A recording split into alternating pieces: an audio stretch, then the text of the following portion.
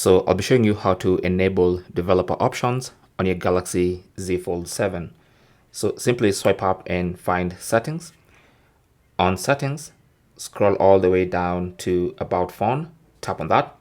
And then what you'll see on this side is details about your phone, and you want to scroll and find software information, tap on that, and then find build number under software information. So you want to tap on this 7 times, and by the 7th time you should see a pop-up asking you if you want to allow development settings.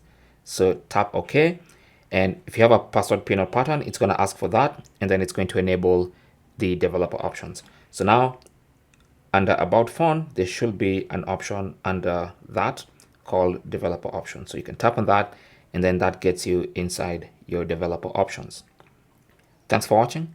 Don't forget to like and subscribe. And if you have any comments or questions, you can talk to us in the comment section. Good luck.